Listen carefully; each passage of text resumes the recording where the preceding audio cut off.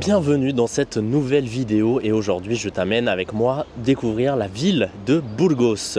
Juste derrière moi c'est l'arc de Santa Maria, nous sommes sur le pont d'ailleurs de Santa Maria, c'est la sainte patronne de la ville, la cathédrale ici à Burgos est également dédiée à Santa Maria et on va découvrir ensemble la vieille ville de Burgos. Il y a beaucoup de choses à voir, c'est une ville très chargée en histoire, notamment évidemment catholique avec cette fameuse cathédrale et beaucoup de petites églises tout autour, mais également d'un point de vue militaire, notamment avec le chevalier, le soldat del Cid, qui d'ailleurs a sa statue sur l'une des places principales de la ville. Et puis on va découvrir un petit peu toute cette ville et toute cette histoire ensemble. Il y a également un château en haut et la ville, comme tu peux le voir, est découpée en deux avec la partie ancienne, c'est ce qu'on va faire aujourd'hui, c'est par là où on va commencer, et la nouvelle partie qui est délimitée par ce petit cours d'eau et donc ce fameux pont, c'est pas le seul, mais notamment le pont de Santa Maria. On commence. On va voir cet arc de Santa Maria d'un peu plus près, on va passer en dessous et puis on va directement aller vers la cathédrale. Reconstruite en arc en l'honneur de Charles Ier d'Espagne, l'arc de Santa Maria, l'une des 12 anciennes portes d'accès à la ville, est l'un des monuments les plus emblématiques de cette ville de Burgos, reliant le pont Santa Maria à la Plaza des Reis, San Fernando et la cathédrale.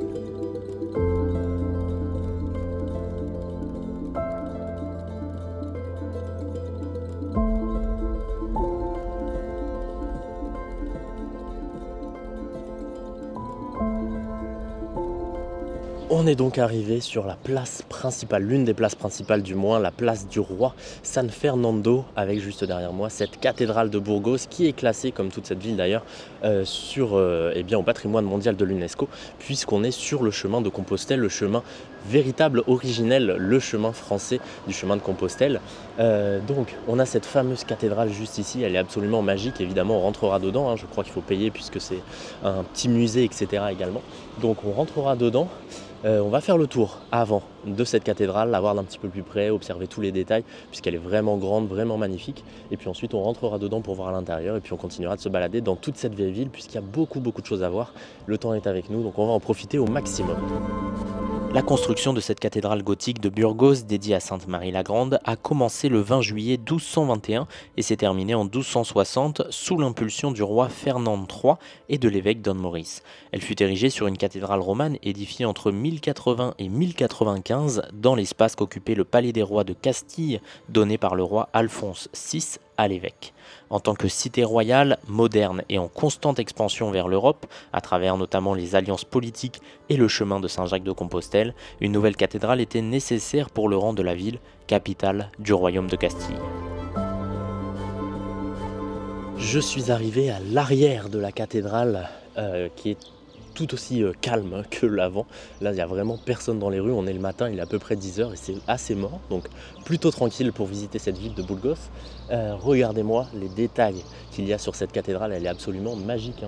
Cette cathédrale, elle est vraiment très grande, donc on va en faire le tour tranquillement avant de rentrer dedans, mais il y a beaucoup de détails. Elle est très blanche aussi, donc je pense qu'ils l'ont réhabilitée ou en tout cas rénovée un tout petit peu, peut-être même juste nettoyée, mais dans tous les cas elle est vraiment magnifique sous le soleil comme ça, c'est absolument magique. Elle est assez incroyable de l'extérieur, je pense qu'elle le sera également de l'intérieur, mais voilà, on va tranquillement en faire le tour pour voir tous les petits détails et essayer de ne rien manquer.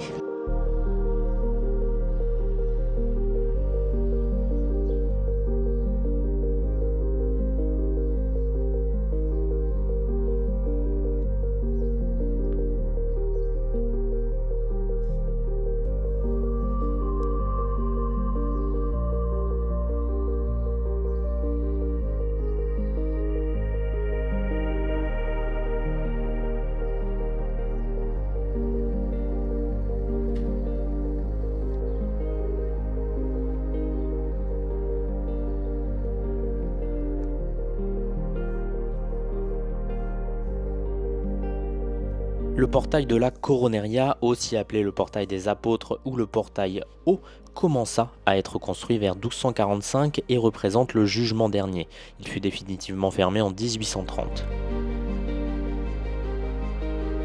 Bon alors là je suis arrivé de l'autre côté de la cathédrale, je suis monté par le petit escalier et on a ici le portail des apôtres avec des détails assez impressionnants.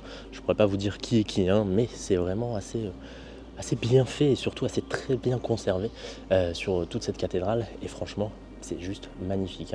Ici on a la petite nef que l'on a vue tout à l'heure. Et puis là-bas, on a les 2 tours, c'est par là-bas où on se dirige d'ailleurs. Mais franchement, ça vaut le coup, cette cathédrale. Elle est vraiment vraiment sympa.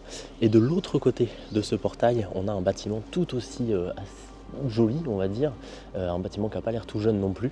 Et c'est tout simplement le palais de Castelli-Fale qui contient actuellement les archives municipales de la ville de Burgos. Donc voilà, un bâtiment également assez historique. À partir de 1565, Andrés de Maluenda fit construire un palais en face de la cathédrale sur le même site que la maison de los Colonia, construite dans la seconde moitié du XVe siècle. Ce palais porte le nom de son dernier propriétaire, à savoir le comte de Castille-Falais, qui a ensuite donné le palais à la mairie en 1969. Ce fut également la résidence occasionnelle de personnalités telles que le roi Ferdinand VII ou Napoléon Bonaparte lors de leur passage sur Burgos.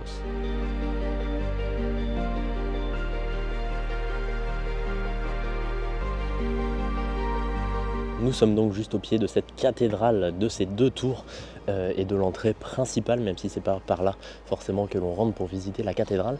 On est sur la place de Santa Maria, cette cathédrale est donc la cathédrale de Santa Maria également, et on est sur le chemin de Compostelle comme je vous l'ai dit.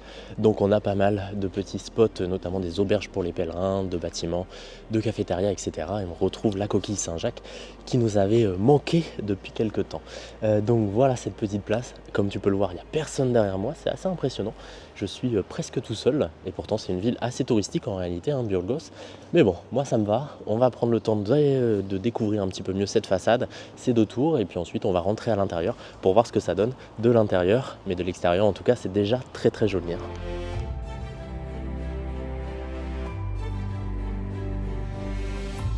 Le portail de Sainte-Marie, également appelé portail royal ou portail du pardon, date majoritairement du XIIIe siècle pour sa structure et du XVe siècle pour les flèches des 2 tours. En entrant par le portail du Serment, le plus ancien et le mieux conservé, notamment avec sa rosace du XIIIe siècle, nous entrons enfin dans ce monument classé à l'UNESCO. Voici la chapelle de San Enrique, fondée au XVIIe siècle par l'archevêque San Enrique de Peralta y Cárdenas pour son enterrement.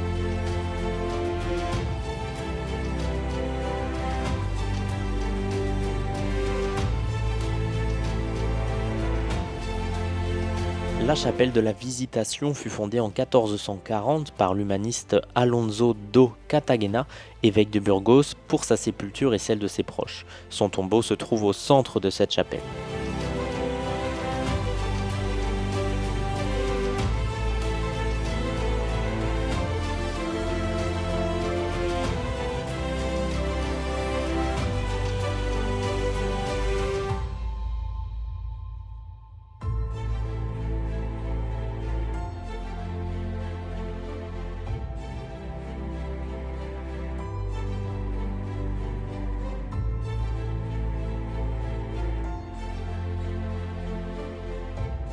La chapelle de San Juan de Sahagún, aussi appelée la chapelle de Sainte Catherine, attestée au XIVe siècle, fut la chapelle funéraire de la famille de los Rojas, dont le blason à 7 étoiles apparaît sur les voûtes.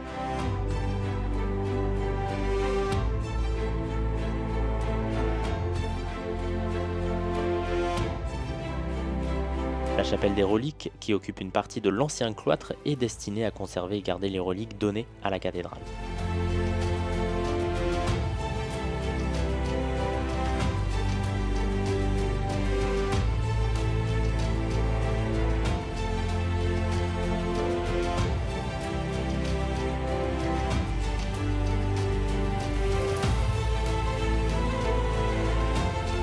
La chapelle de la Présentation ou de Saint-Joseph, érigée au début du XVIe siècle par le chanoine et protonotaire Don Gonzalo Díez de Lerma, dont le tombeau est situé au centre.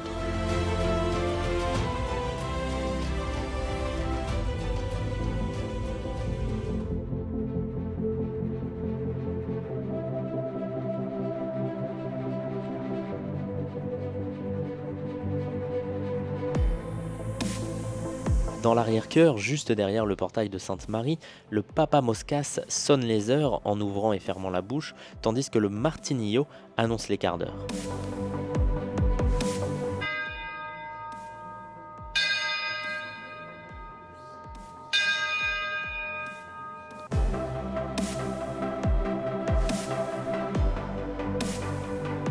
La chapelle de la Concepción ou de Sainte-Anne fut commandée à la fin du XVe siècle par l'évêque Luis de Acuña, dont le tombeau est situé au pied du retable principal qui fut réalisé par Gilles de Selloé entre 1490 et 1492 et qui développe le thème de l'arbre de Jessé.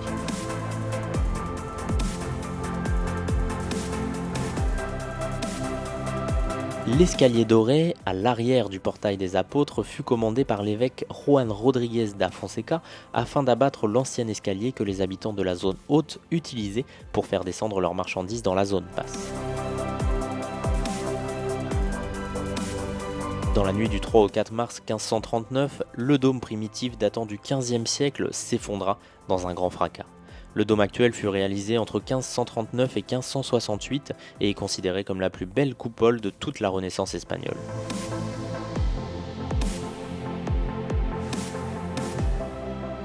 Le grand retable réalisé dans la seconde moitié du XVIe siècle sur le thème de la Vierge Marie occupe l'abside de la nef centrale, également la plus ancienne partie de la cathédrale.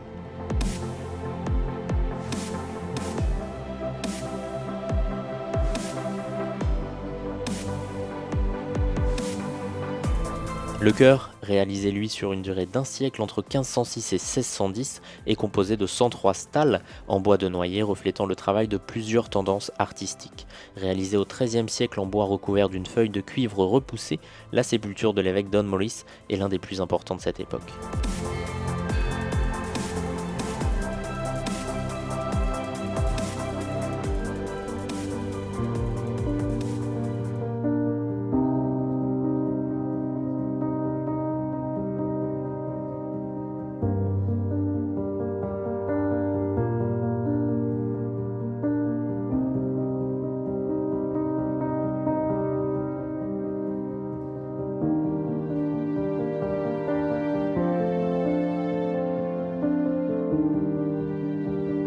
Construite dans les anciennes chapelles de Saint-Gilles et Saint-Martin, la chapelle de la Nativité fut fondée à la fin du XVIe siècle par Ana Espinosa, veuve du marchand Pedro González de Salamanca.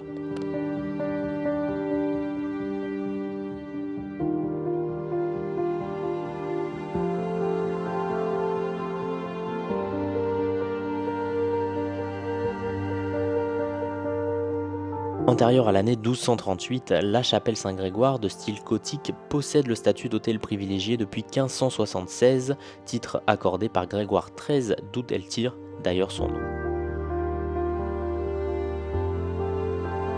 Dans le déambulatoire, derrière le presbytère, se trouvent 5 retables en pierre racontant les derniers événements de la vie du Christ.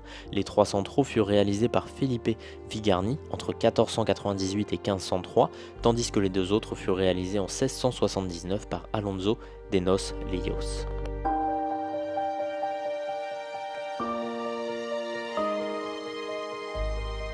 Une cathédrale dans une autre cathédrale, c'est ainsi qu'est décrite la chapelle du Connétable qui fut construite à cheval entre la fin du XVe siècle et le début du XVIe.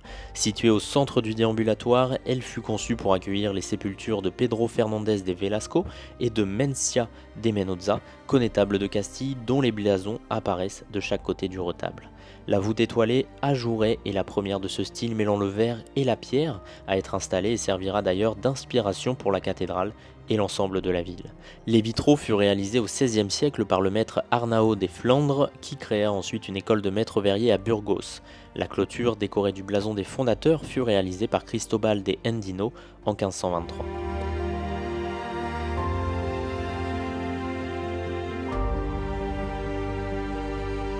La sacristie principale fut entièrement reconstruite entre 1761 et 1765 dans un style baroque avec une décoration rococo couvrant la voûte, le tout sous la direction de José de San Juan de la Cruz.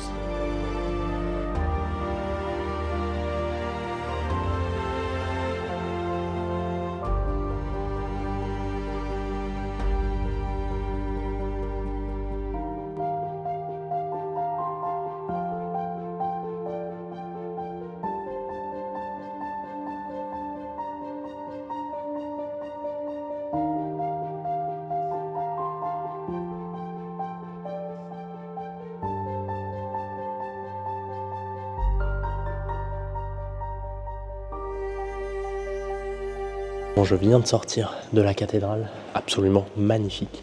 Et nous sommes arrivés dans le cloître cette fois, tout aussi joli. Donc on va prendre le temps de le visiter. Il y a un autre petit musée ensuite. Et puis voilà, on aura fait une très bonne visite là, de la cathédrale de Burgos. C'est vraiment très très grand. Et franchement, ça vaut le coup. Accolé à la cathédrale, le cloître supérieur, datant des années 1260-1270, avait une vocation processionnelle et présente une architecture lumineuse avec des entrelacs et de grands vitraux. Il accueille plusieurs sépultures d'évêques et de chanoines, ainsi que des sculptures de rois, d'évêques et de saints.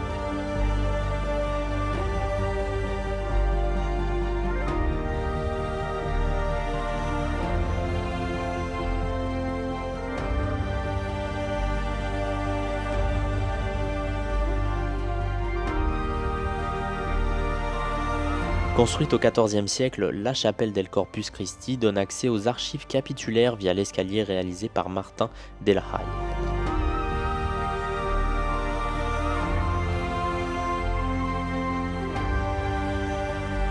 Il est également le créateur de la salle capitulaire décorée d'un plafond à caissons et d'une frise en stuc accessible depuis l'intérieur de la chapelle.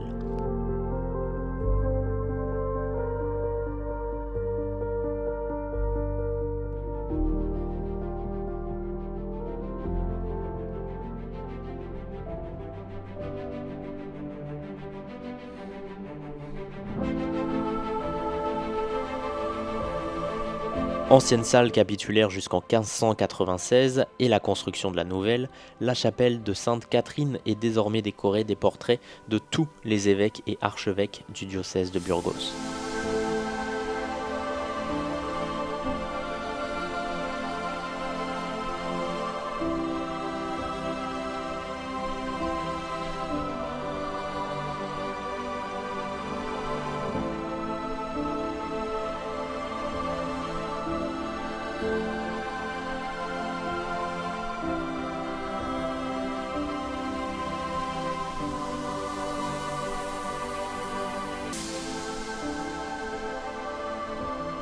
Fin de la visite de ce cloître, qui est tout aussi joli que la cathédrale.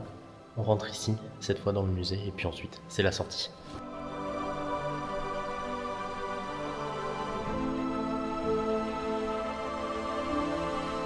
Dans les chapelles de Saint-Jacques et de Saint-Jean-Baptiste, remodelées en 1524 par Juan de Vallejo, se trouve désormais le musée de la cathédrale où sont exposées les pièces les plus remarquables de l'édifice.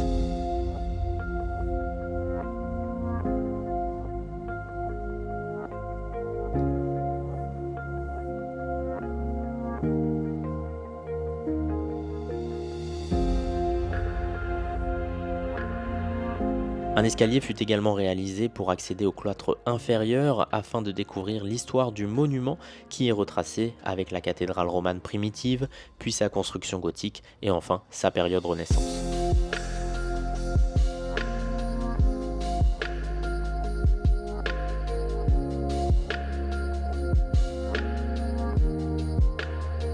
Bon, assez intéressant, je croyais que c'était fini, mais non, puisque là on est arrivé en dessous du cloître, donc dans le cloître bas, il y a exactement la même surface quasiment, et juste ici on a l'exemple de la cathédrale qui était ici à l'époque romaine, donc dans les alentours de 1081. C'est très précis d'ailleurs, mais fin du XIe siècle, et on va remonter un petit peu les siècles au fur et à mesure jusqu'à comprendre l'histoire de la cathédrale actuelle, puisqu'évidemment, comme toutes les cathédrales, il y a eu des destructions, des reconstructions, des modifications, etc., etc. Donc là, on peut voir notamment la cathédrale entière, sur tout le plan en noir-marron, et la cathédrale à l'époque avec presque seulement un quart de la taille de la cathédrale d'aujourd'hui.